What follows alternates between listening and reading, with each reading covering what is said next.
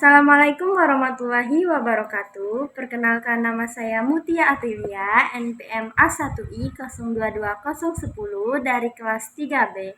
Di sini saya akan menampilkan dan menjelaskan PPT saya untuk tugas ujian akhir semester komunikasi efektif pembelajaran anak usia dini. Baiklah, yang pertama saya akan menjelaskan pengertian dari komunikasi efektif dalam pembelajaran anak usia dini. Komunikasi efektif pada anak usia dini adalah suatu cara mempraktekkan sebuah kegiatan yang dilakukan oleh pengirim pesan sehingga terjalin hubungan yang baik agar pesan tersebut dapat mengerti dan dipahami oleh anak dengan mudah. Yang kedua, mengapa komunikasi efektif itu sangat penting untuk pembelajaran anak usia dini? Melalui komunikasi, kita dapat mengembangkan kemampuan dan keterampilan anak, mengetahui perasaan anak, menjalin hubungan dengan anak, dan memengaruhi anak. Contohnya, guru atau orang tua berkomunikasi secara langsung dengan anak usia dini.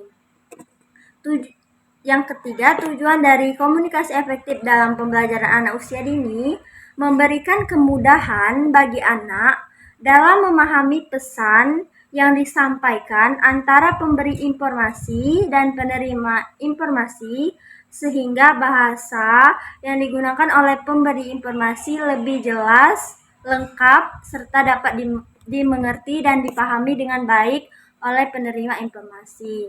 Contohnya, guru berkomunikasi dengan anak usia dini di dalam kelas dengan bahasa yang mudah dipahami, serta menggunakan bahasa tubuh sehingga anak dapat mengerti apa yang disampaikan gurunya.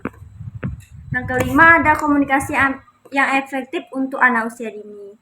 Komunikasi efektif yang dengan anak usia dini dapat dilakukan apabila memiliki kemampuan berbahasa yang efektif, berbicara dengan bahasa yang mudah dimengerti oleh anak, kemampuan dan kemauan mendengarkan apa yang disampaikan oleh anak, memahami perasaan anak maupun sikap dan perilakunya, menjadi pendengar yang baik, melibatkan bahasa tubuh, memperhatikan suasana hati anak, menggunakan kata-kata yang memotivasi anak, menggunakan bahasa yang mudah dipahami, dan kontak mata atau secara langsung berkomunikasi dengan anak. Ada juga berkomunikasi efektif dengan anak usia dini. Guru dan orang tua harus berkomunikasi secara langsung, to the point, atau tidak ragu menyampaikan pesan. Ramah dan bersahabat dengan anak. Anak akan senang jika komunikasi guru dan orang tua tersebut disampaikan dengan ramah dan lembut. Jelas, hal yang disampaikan mudah dimengerti. Jangan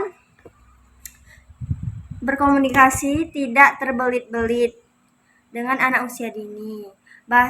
Menggunakan bahasa yang sederhana, menggunakan kata-kata dan kalimat yang sesuai dengan pemahaman anak-anak. Non-verbal atau positif, ekspresi wajah, gerakan tubuh, dan kontak mata yang positif membantu memahami dan mengkomunikasikan konsep.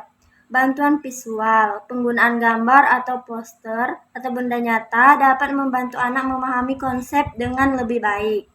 Konteks bermain, menyelipkan konsep pembelajaran dalam aktivitas bermain membuat anak belajar lebih menyenangkan dan efektif. Keterlibatan orang tua juga penting. Kolaborasi dengan orang tua untuk menciptakan konsistensi antara lingkungan pembelajaran di rumah dan di sekolah. Pujian dan dorongan, memberikan pujian positif dan dorongan membantu membangun rasa percaya diri anak untuk memotivasi belajar anak. Keterlibatan aktif, mengajak anak untuk berpartisipasi aktif dalam kegiatan pembelajaran, sehingga mereka merasa terlibat dan berkontribusi dengan memperhatikan faktor-faktor. Komunikasi dalam pembelajaran anak usia dini dapat menjalin lebih efektif dan berdampak positif pada perkembangan mereka. faktor penghambat komunikasi efektif anak usia dini. Dalam faktor penghambat ini ada hambatan fisik, contohnya anak sulit berkomunikasi karena lingkungan yang dianggapnya tidak nyaman. Hambatan yang kedua, hambatan psikologis, contohnya anak merasa takut dan tidak percaya diri. Ketiga, hambatan situasional, contohnya anak mudian, dan hambatan gender, contohnya anak perempuan lebih banyak bicara atau ekspresif, kalau anak laki-laki lebih tegas. Kesimpulan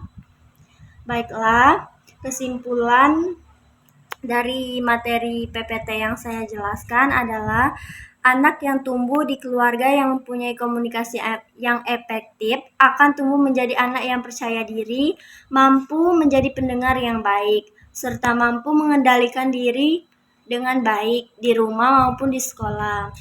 Pembelajaran anak usia dini melibatkan penggunaan bahasa yang jelas, penekanan pada interaksi positif, penggunaan alat bantu, visual, dan kesabaran untuk memahami kebutuhan dan tingkat perkembangan individu anak. Baiklah, itu saja komunikasi efektif pada pembelajaran anak usia dini yang dapat saya sampaikan. Bila ada kesalahan dan kekurangan pada materi yang saya sampaikan, saya mohon maaf. Kepada Ibu Zahra, saya ucapkan terima kasih. Assalamualaikum warahmatullahi wabarakatuh.